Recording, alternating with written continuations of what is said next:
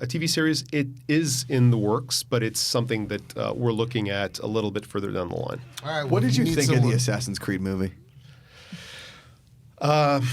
Okay, how do I answer this? I don't think I'm going to get anybody in this room that has as much tie to an Assassin's Creed as somebody. So, he's allowed to have an opinion. Yeah. My opinion is that I think it was it was one of the only sort of stories in the world that didn't have as much as a collaboration or a synergy with the internal IP team as the other ones did. And I think it shows. I think that it was made with very good intentions, and certainly I hear that Michael Fassbender really loved the IP and he really was passionate about working on Assassin's Creed. Mm-hmm. So all of that was done right. I think it's just in the way that I think the bridges were created between the world of the video game and the world of the film that something sort of misfired. But that's inherent to the nature of creating content, and this is part of why I sort of founded Reflector.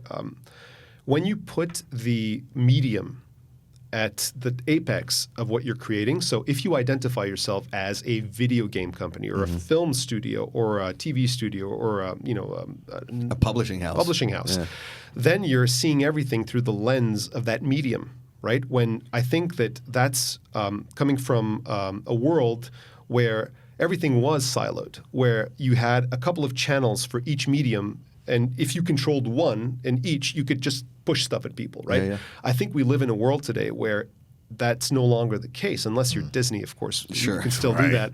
But for everybody else, or most everybody else, I mean, we live in a world of people pulling content.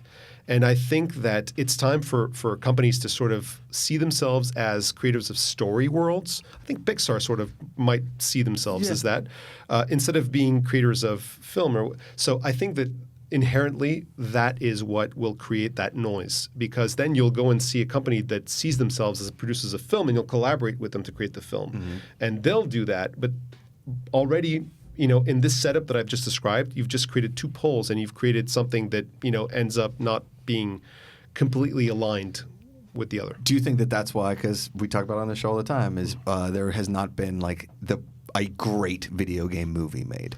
Yeah, I think it's part of it. I mean, and look, if you look back to look at the comic book world, look to comic book films of the 90s, for example, it's exactly the same situation, right? We had films that some of them were good. I mean, I certainly liked the first Batman. I don't think it was anywhere.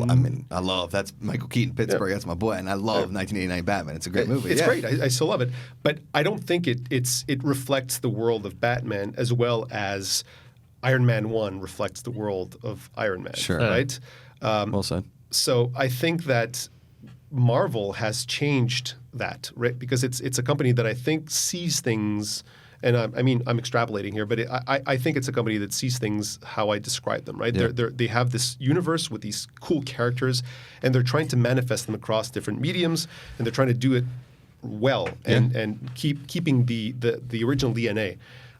So I think that's what's still hindering video game companies. It's that no Marvel has stepped up and done it right.